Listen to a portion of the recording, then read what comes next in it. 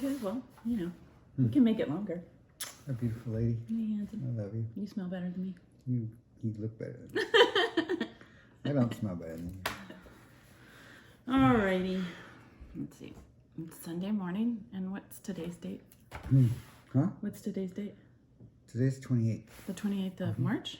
Today's 28th of March, everybody. 28th. Hi, all three of you. My little service group.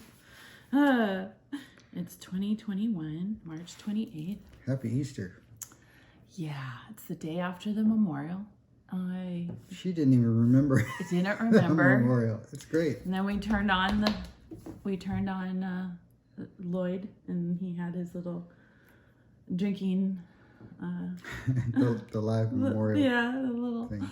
Memorial, hanging out and having drinks, and so I was grateful that I didn't remember the memorial. Actually, I remember going to the memorial and by myself for many years, so it was really hard for me.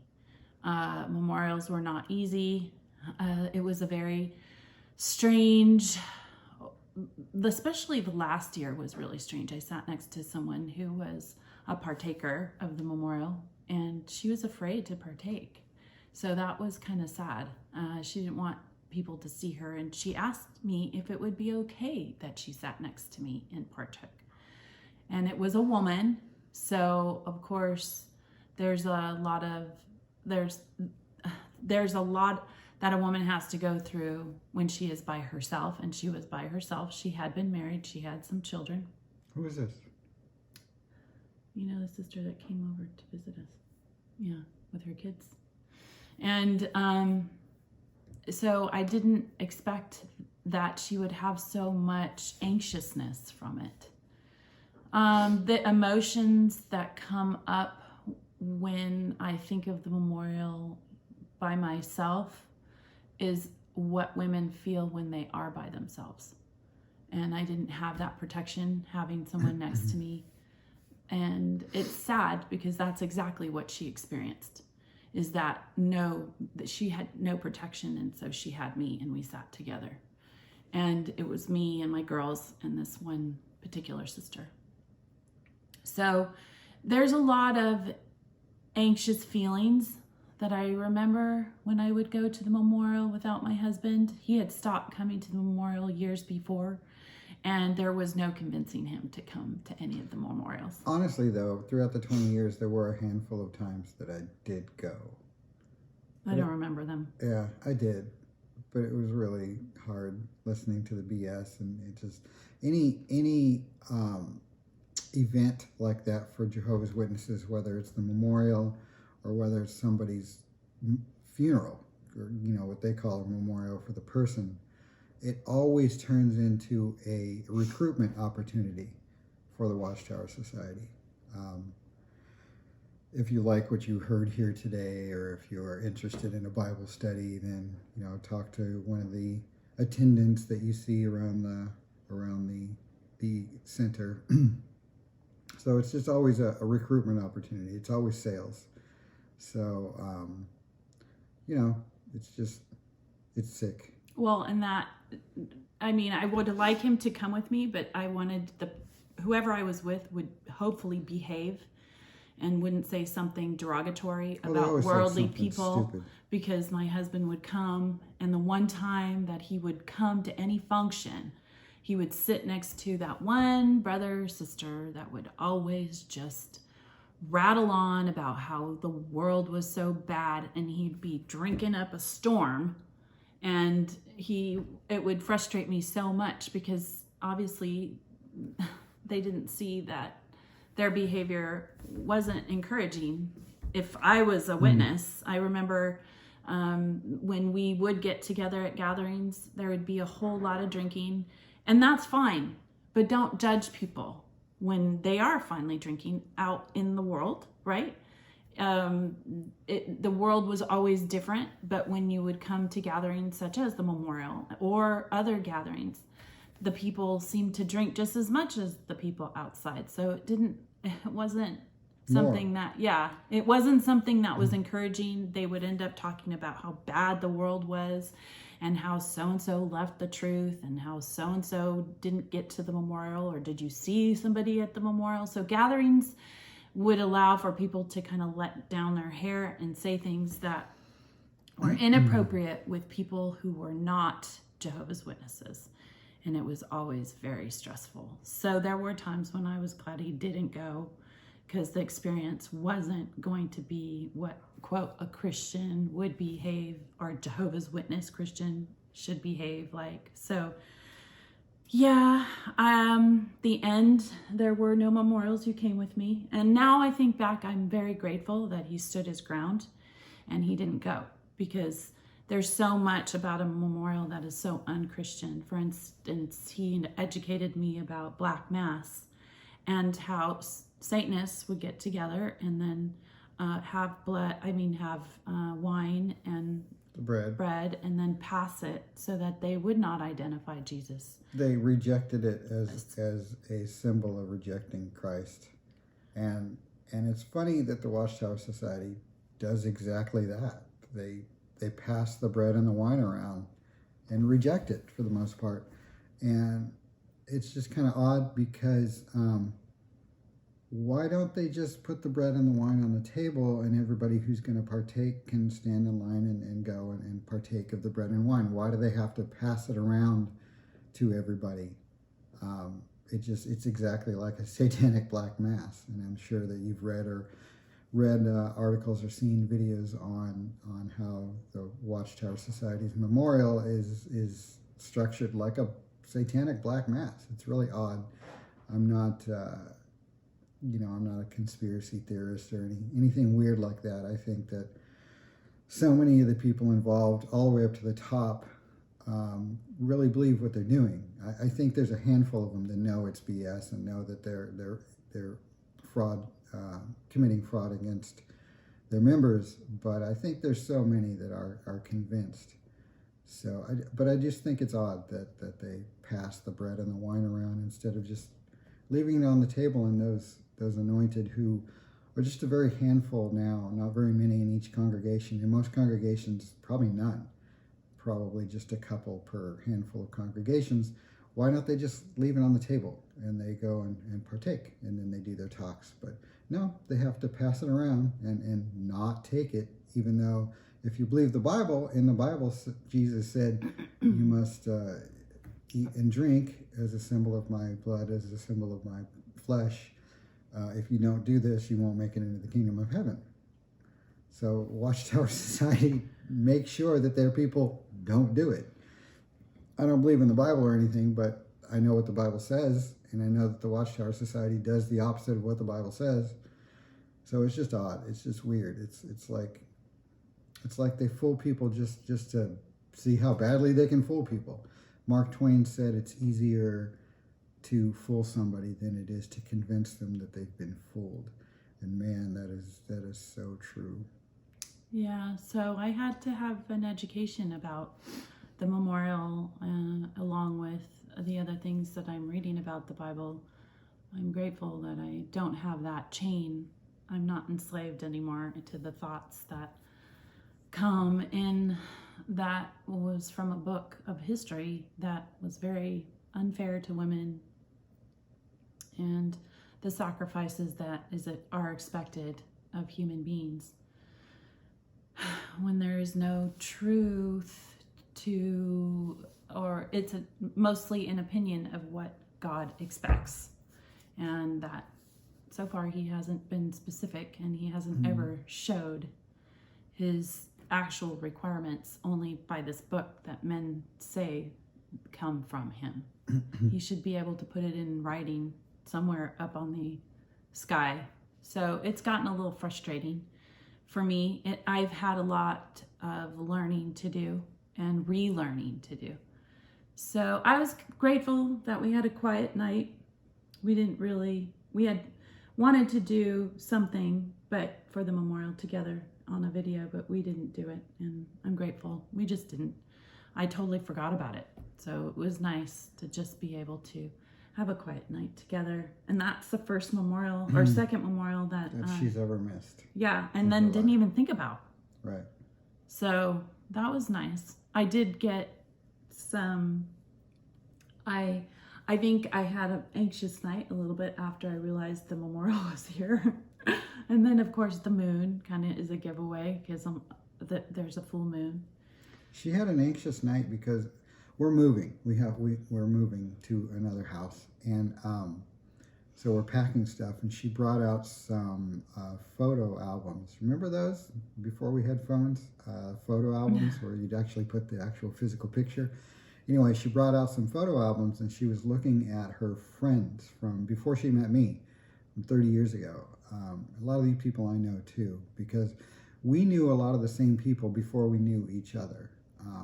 And a lot of these people I knew too, but you know, she thought she had a very close relationship with a handful of these people. She thought that they would be lifelong friends, and at the time, to her, they felt like they were lifelong, genuine friends. Mm-hmm.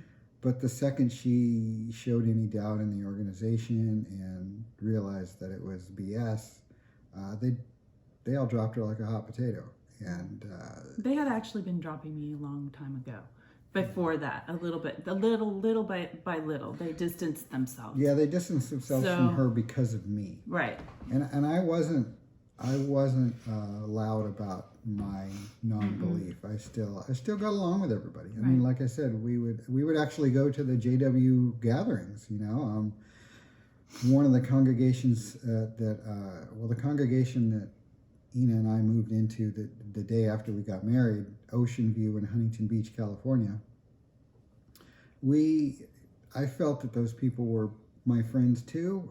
They were nice to me. Even after I left the organization, I would still go to the gatherings and things like that with Ina, and everybody was nice to me. But because I wasn't a witness, because I wasn't going anymore, all of those people started to distance themselves from us. And I think that the only reason that some of them did stay friends with us after we had kids was to make sure that they saved our children. I was still going. Yeah, I was a very regular person. She was still going and regular, right. But you know, there was some sisters in the congregation that would have my daughters spend the night and things like that. Mm-hmm. And of course, my daughter told them that they, you know, encouraged them to, you know, pioneer in the future and things like that.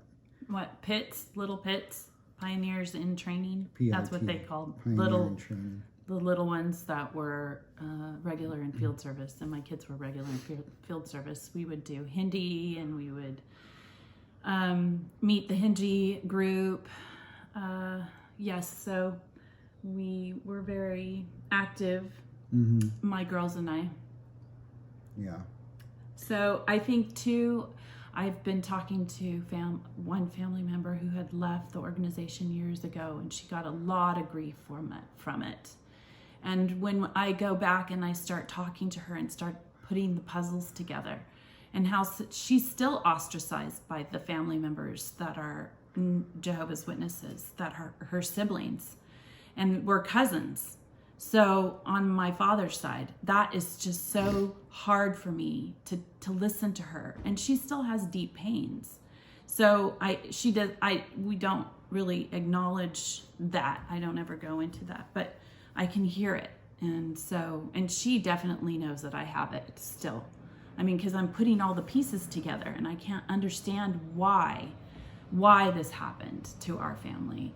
And her mother was the one that got all of the siblings on my father's side into the organization, along with her children. So it's interesting how it just is such a mess and has bled dysfunction into our families. And I know for one, my family is broken. It will never be the same. It will never be the same. So I've had to grieve that. And it's just all this grieving, and I'm going through that process. Mm-hmm. Yeah, it's not something where you just, well, especially when you spend almost 50 years of your life in and then you realize that it's BS and you leave. It's not something that you can just shake off and walk away from. It's a long process. I mean, it took me years. It probably took me 8 years to not even believe in God anymore. And and I fought it. Believe it or not, I fought it. But you have to go where the evidence leads you. And that's what I did. But it was tough. I was stuck for 20 years. Mentally, I was in limbo because my wife was still in. Mm-hmm. But it was tough. But you know what? We were talking yesterday, and Ina, I was never going to leave Ina, and she wasn't going to leave me. But she was talking yesterday about how her love for me overrode her indoctrination. And it's true. That's how powerful love can be if you truly do love somebody very much. It can override the indoctrination. And fortunately for Ina, it did. Mm-hmm. And so she finally came out. Yeah. Mm-hmm. I need a Kleenex. Okay. Yeah, I had seen a lot of couples at district conventions. And some of them had been married when we got married and were with different partners. And that was sad. They were with different partners because they left their original partner and got married to another Jehovah's Witness. Yeah, and they were still unhappy. And there were times when I would literally make myself look all around the arena. I would make myself. And I would look at all the couples that were holding hands or that looked like they were in love. The ones that had semi-good relationships, their husbands were usually on stage and weren't with their wives. We had a talk on how not to show public affection. So during prayers, we were not supposed to hold each other or hold hands. And that was a talk that was given. I couldn't believe that when she told me that. And what the hell? And I thought, how, that was like the only time that I would be with my family and other families at a district convention.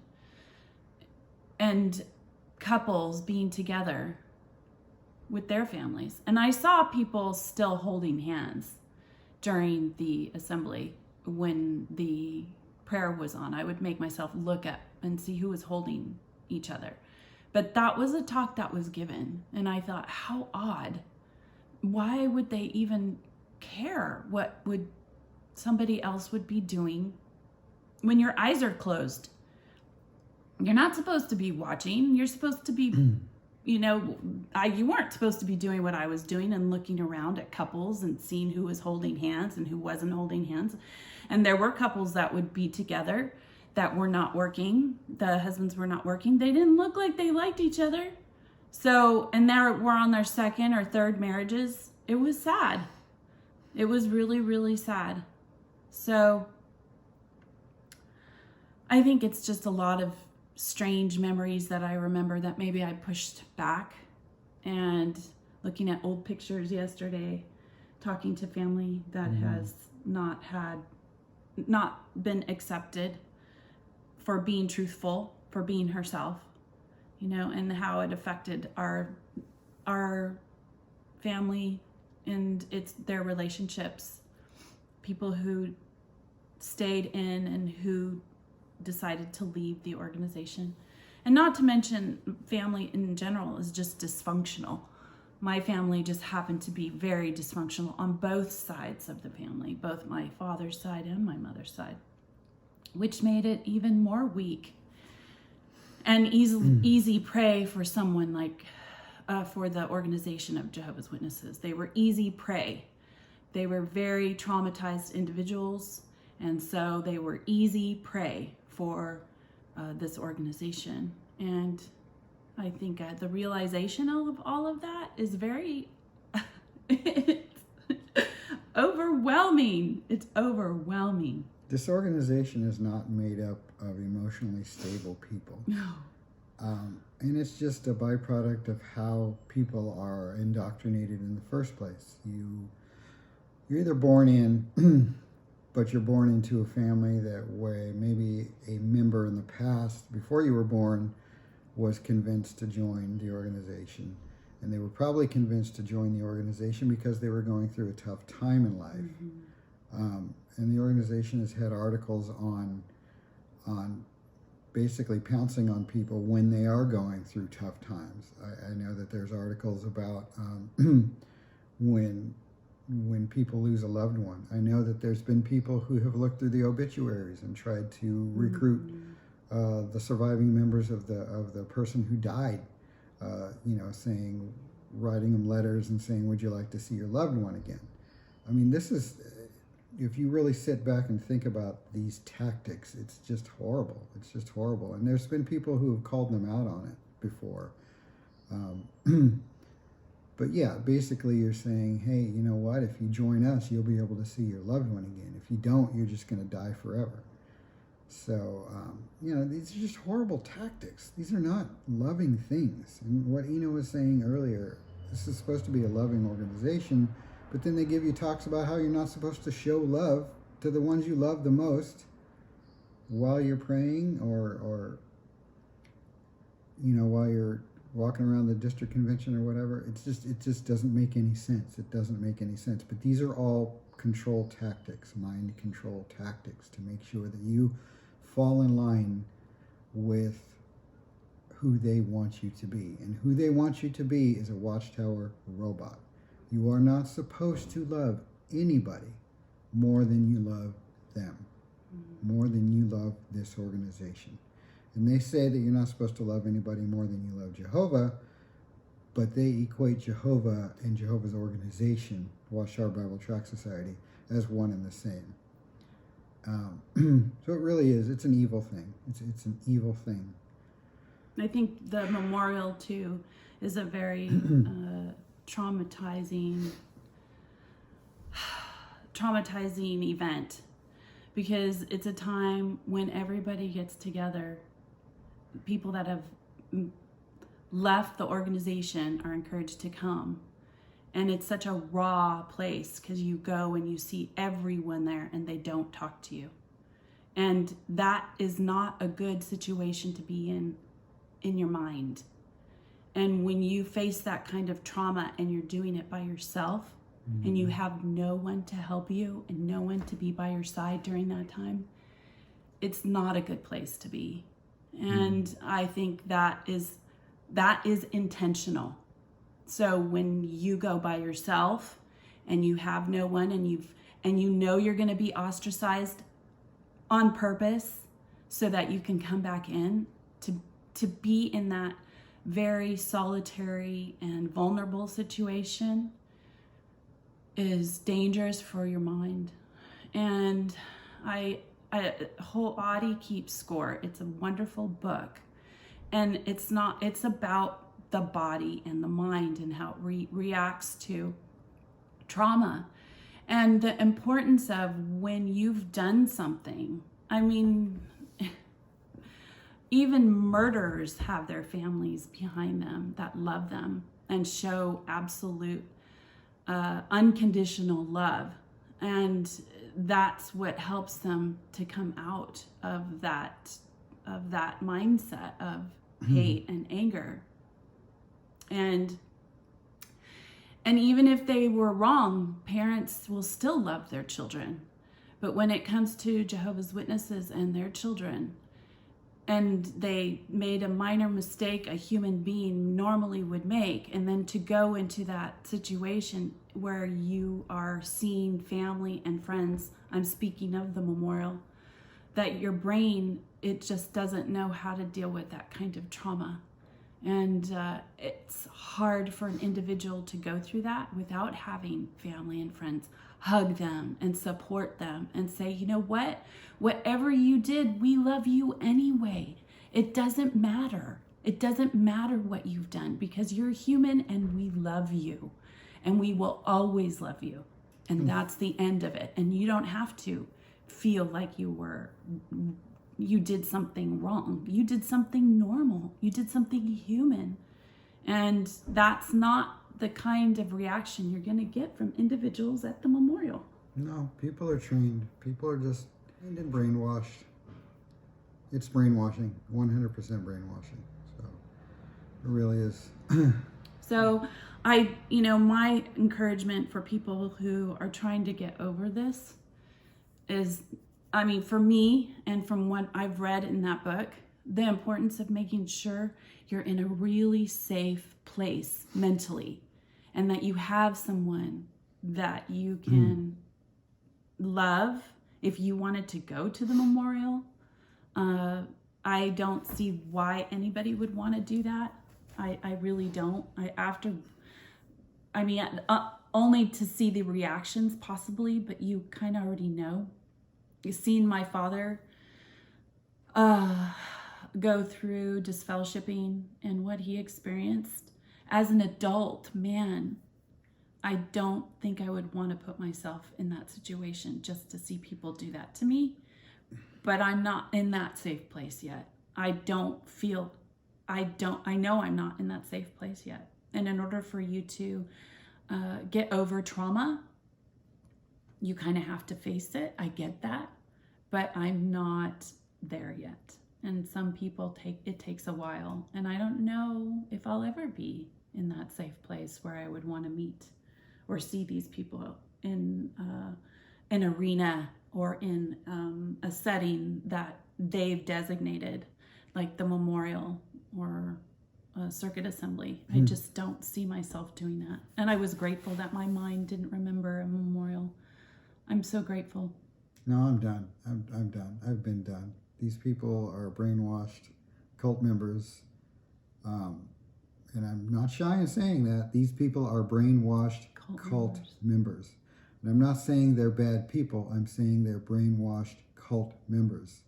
Underneath their true identity, who they don't even know who they are, could be and possibly are very good, kind, loving, caring people. I believe that. I believe they're good, For genuine. the most part, yeah, they're genuine. And they're genuinely doing what they think is correct.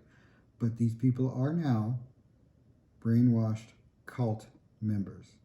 They are not John Smith or Judy Brown or whatever. They are Jehovah's Witness, period. Mm-hmm. They are the Jehovah's Witness robot. Doing what they're told, even if they don't understand it.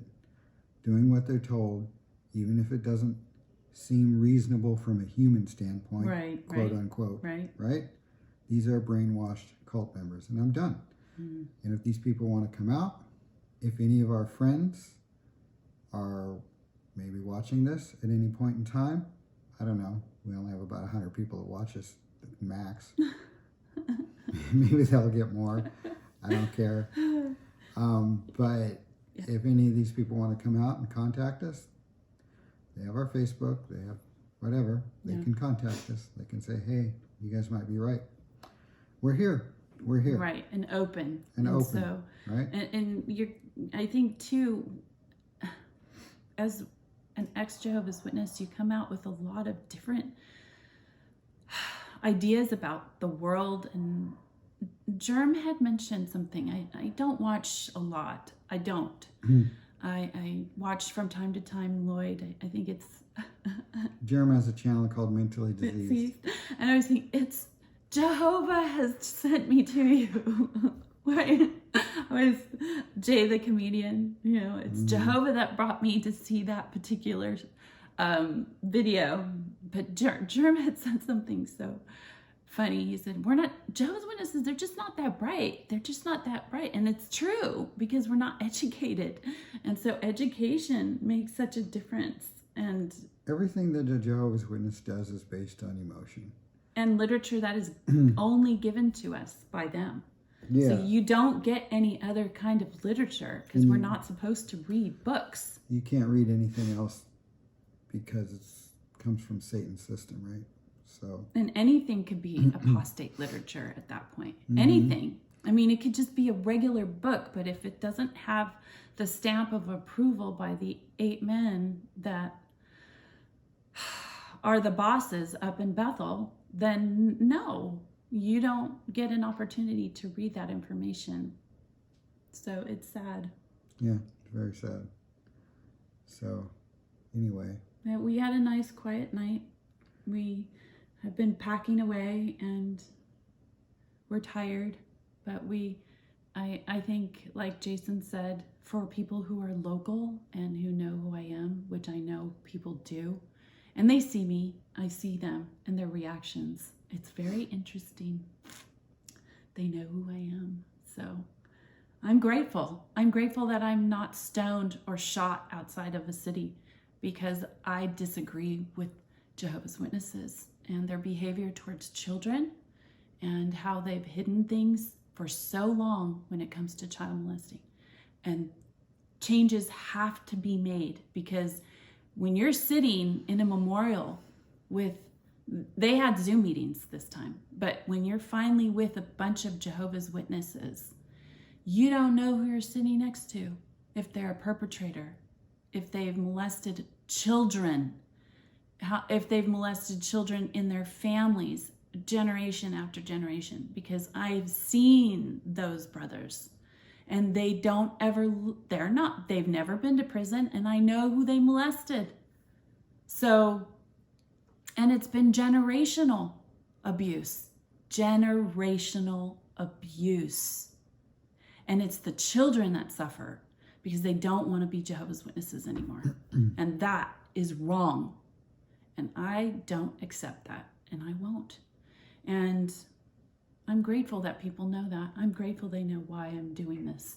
And we can go on and on. It's not just the child abuse, it's the physical abuse, against women. Against women. The horrible things that this organization allows men to get away with.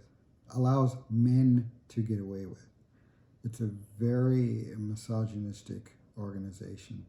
The Bible's a very misogynistic book, and we can go on, and perhaps we'll talk about those things some more. We've been going on for a while now. So yeah, we'll let you go. I'm going to leave it up without editing. I just did maybe take out when I got my Kleenex, but other than that, right? And it's been... That's fine. Yeah. It was nice. We enjoyed the thought of not even having the thought. I didn't even realize it. All right, guys, so we'll let you go. Follow your bliss. And be good humans. Be good humans.